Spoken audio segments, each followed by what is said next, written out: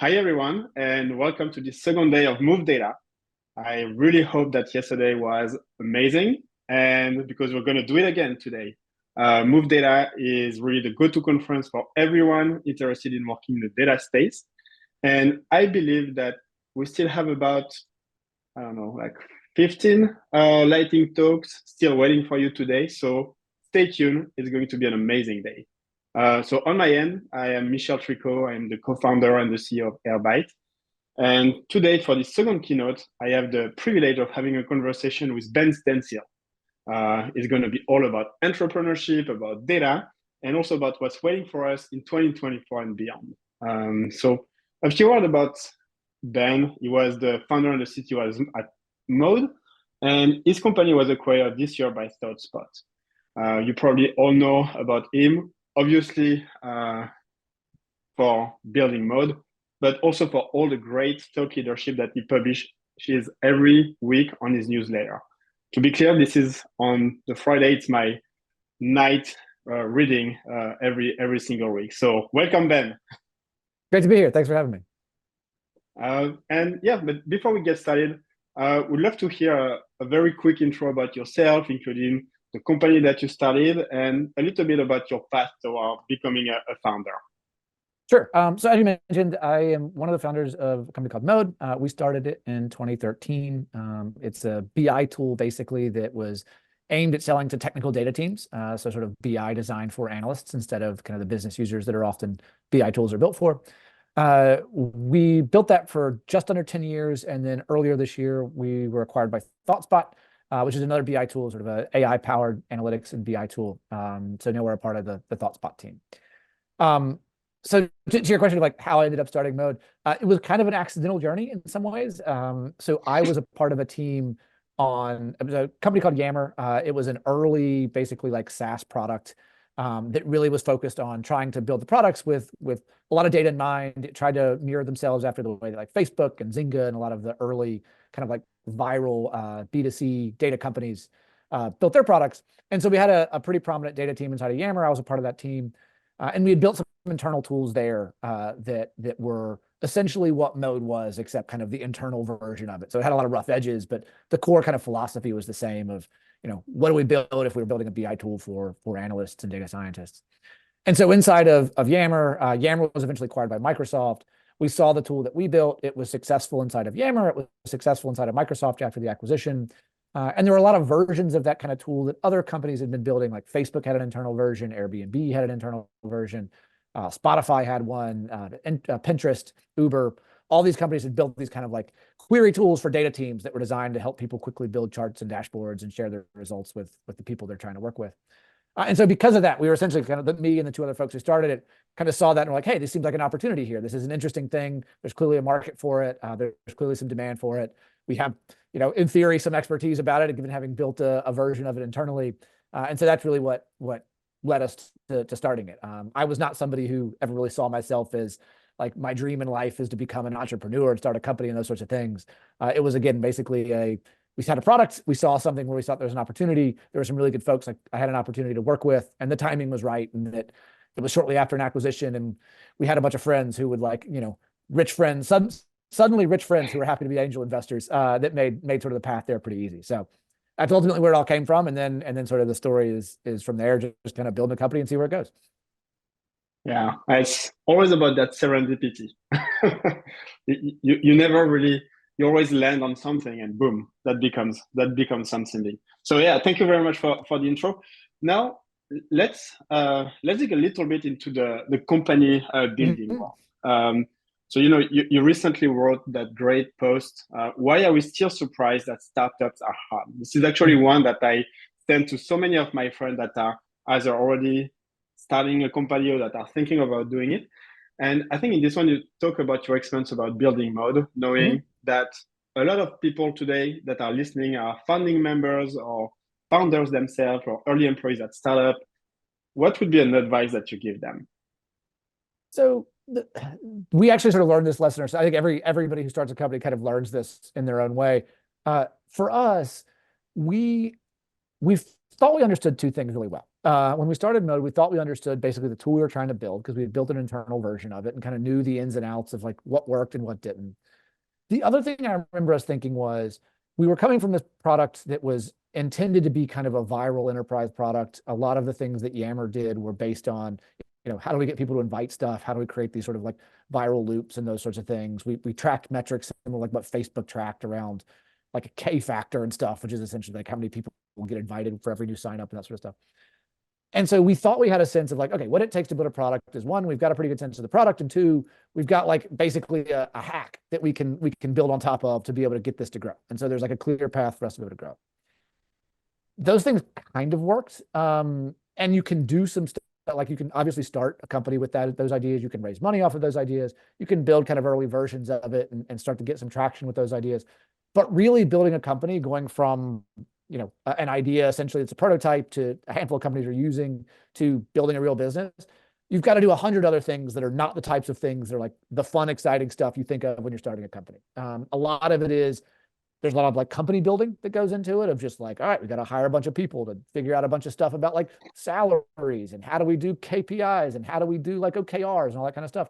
You've also got to build a lot of product that isn't the exciting product that you think is going to be interesting. Like, we thought, okay, we have a good idea for what this like core product is going to be, but it turns out there's a bunch of other stuff you have to build that is like kind of the basic building blocks of a SaaS product, about like connectivity and enterprise features and various sort of like, how do you send like transactional emails and all you have to do this sort of stuff. So there's a ton of things that goes into building a really good product, and a ton of things that go into building like a durable business that aren't the things that draw most people into being a startup founder in the first place. And so I think for us, we were surprised by that. We're like, oh my God, we got to do all these things.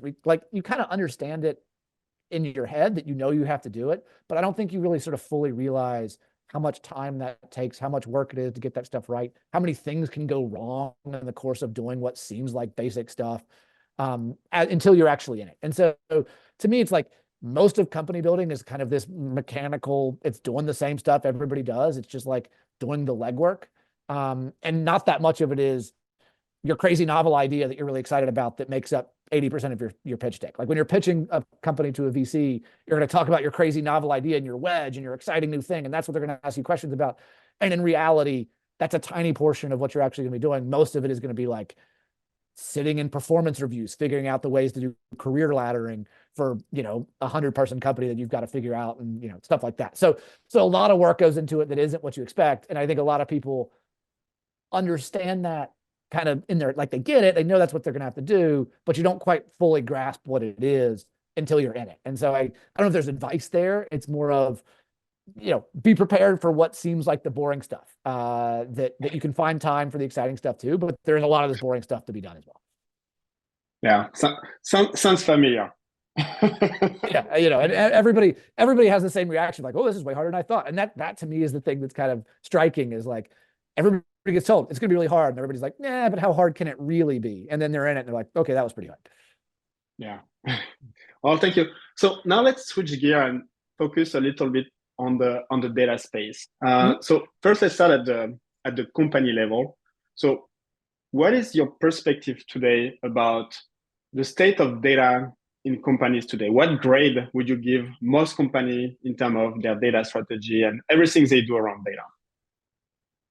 Like not high. I mean, so this is a little bit of a tough question. So to me, a lot of companies, when they start out on these like data journeys, essentially they say, hey, we want to go invest in a data team and data tooling. They have this vision of, all right, we're going to do some basic reporting. We're going to do our dashboarding. All of our metrics are going to get really well defined.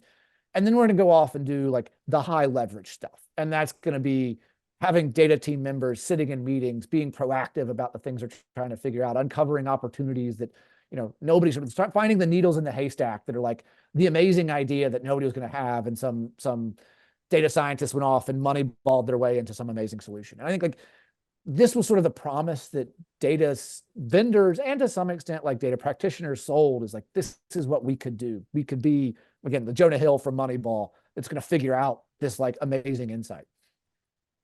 Most companies, like, they're really far from that they're still kind of fighting through this, like, we don't do our reporting that well. We still argue over like what our revenue is, because 3 people look at dashboards and they all say different things. And so we're all trying to figure that stuff out. We're trying to do basic operational stuff, kind of like that, what Airbyte supports. We just need to be able to send transactional emails to people for marketing campaigns and make sure we're sending them to the right people. And it's really hard. And so I think like a lot of companies are stuck in what was supposed to be the earlier stage. And so if you take kind of that bigger perspective, I think we're like a 3 out of 10. If you take what actually I think data teams are probably valuable at, which is doing that kind of reporting, I actually think most companies do this reasonably well and are like getting a lot better at it. I think the hardest part of this is that we've set this really high bar for what data teams are supposed to be, this kind of like transformational thing where they're coming up with amazing insights and driving tons of change. And in practice, the place that they're actually most effective is like keeping everybody on the same page about how the business is doing, providing some kind of like drumbeat of what it is that we care about, of making sure everybody agrees on what's important. Like it's not the exciting stuff about like, oh my God, we've uncovered something nobody's ever thought of before. It's more of like making the business work. And I think a lot of companies are closer to that, but the ambition is often a little bit higher. Yeah. And so now if you, in that case, so if you take it at the practitioner level, so, you know, we have a lot of data engineers, analysts that are here today. What do you see as the top opportunities for them to actually level and bring the field to become higher in the data space on what they can do on the day to day? I think a lot of it is, and this is like a boring answer, is working more closely with people around the business, basically, and figuring out where they can be valuable. I don't think that most data teams have really figured out what it is that makes them that valuable yet. That doesn't mean like the answer is just go like sit in meetings and become a marketing expert or become a sales expert or a product expert or whatever. That may be the case. But I think like data teams are still trying to figure out, like, I have a certain set of skills. I can apply these to a business in a number of different ways. What actually is the highest leverage way to do that? And it may be like, hey, we spend way too much time just arguing about what our revenue is, or we spend way too much time with one team is focused on trying to move one metric, another team is focused on moving another metric. They may not necessarily be talking in exactly that language, or they have those sort of key metrics, but you may see like a product team is thinking about implicitly optimizing one thing, another team is thinking about implicitly optimizing another. It may be like bringing those things together and saying, hey, this is the direction we as a company should be rowing.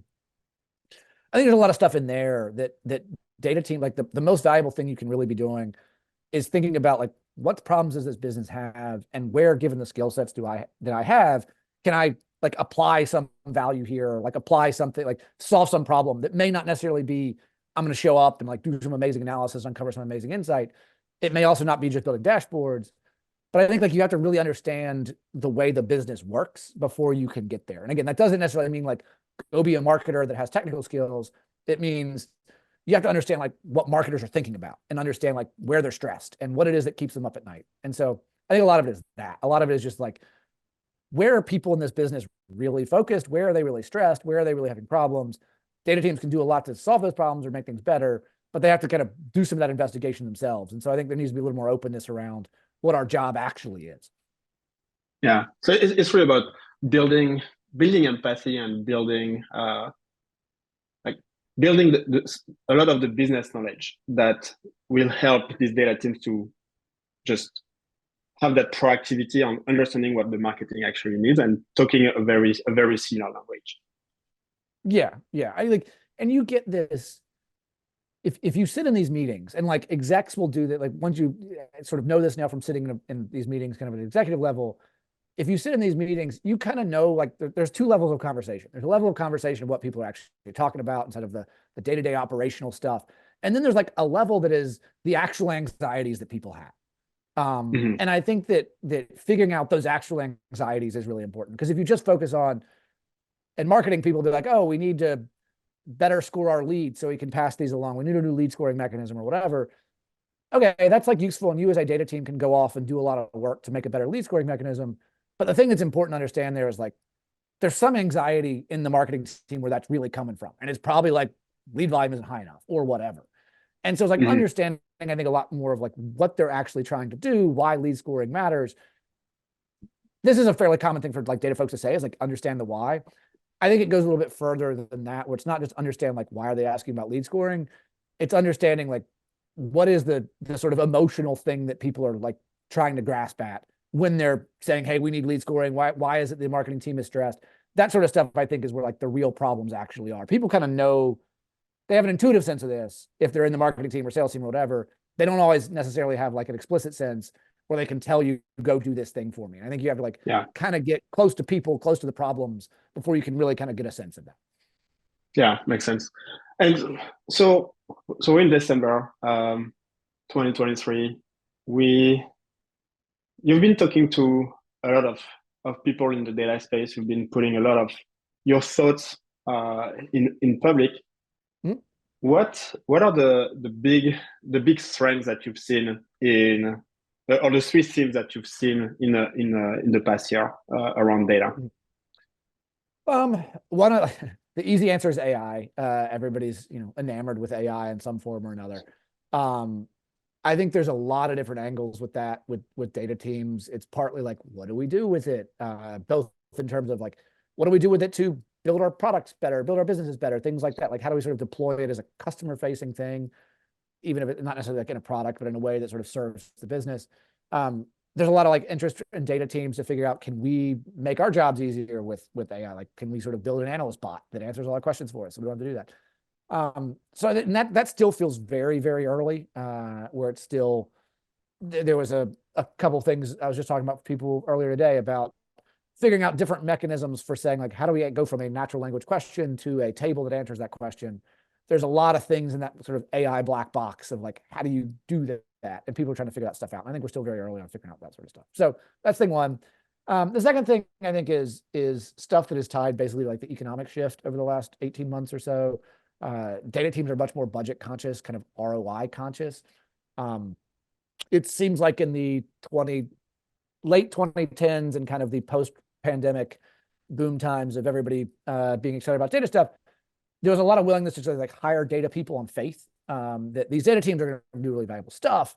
We obviously are going to become a better business because of them. We're going to make better decisions. You could kind of throw out fuzzy marketing things about how data can be useful, and people kind of bought it.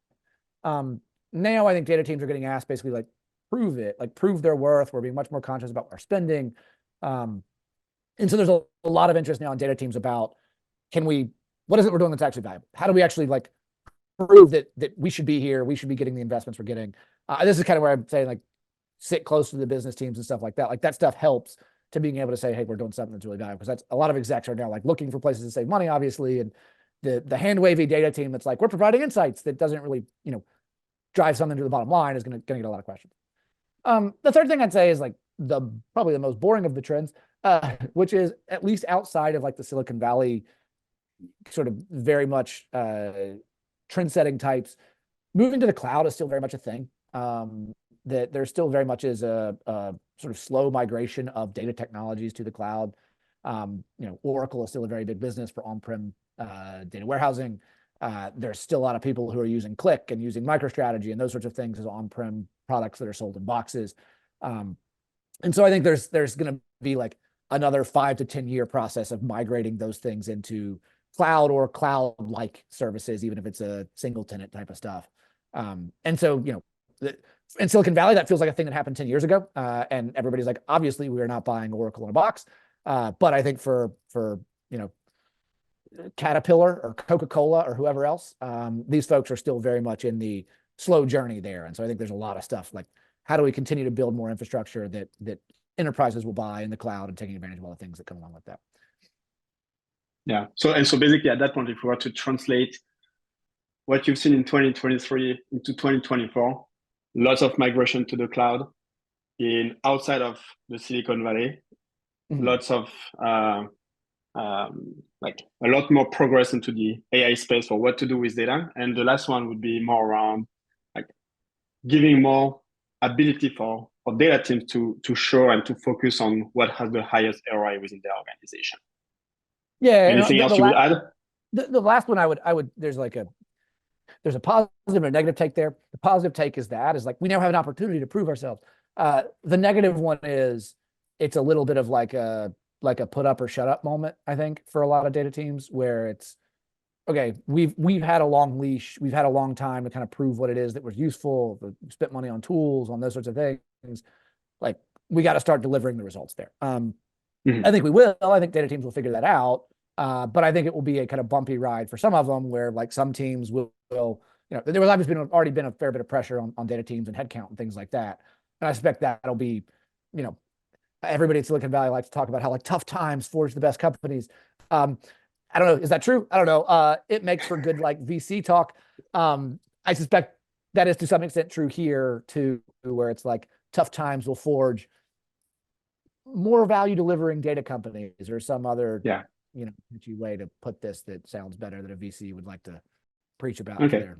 Okay, nice. And maybe one last question, fun one. If you're not Sure. doing data, if you are not in the business world, what would you be doing right now? Uh, I it's still like kind of a data thing. I have long been, one of the reasons I got into data in the first place is like sports and sports analytics and things like that. I use the Moneyball analogy. I think a lot of people in the data world are kind of drawn into it through that lens. I still think it would be fun to have a job working in the front office somewhere of some sports team. Seems like it would be cool. Similarly, I think it would also be, this is like a hypothetical, maybe, working on campaigns. Campaigns are a grind. Everybody says it's just like they slowly or rather quickly kill you for like 9 months because it's just a ton of work for 9 months. However, there's a way to frame campaigns where it's essentially a very, very fast growing startup. It goes from like 0 people, especially like big presidential campaigns, from 0 people to like thousands in 9 months. They spend hundreds of millions of dollars. It's like essentially the fastest growing startups ever every 4 years. Being a part of that would be kind of fun. Also, at the end of it, you like know exactly if you won or lost. There's like a clear result there of like, we did our job, we didn't. I suspect most people who do this say it was fun. I never want to do that again. So maybe that would be my path, is like try that for 9 months and then be like, oh my God, never again. But Never again. there is some appeal to that to me, of what that might be like. Yeah. Well, Ben, thank you very much for the conversation, for all your insights about the past, the future, and what does it mean to be a founder. And yeah, thank you for spending the time with us. For everyone who is listening today, stay tuned. We're coming right back with a lot more talks. So have a great day, have a great night, great lunch, great breakfast, wherever you are in the world. And yeah, see you very soon. Bye.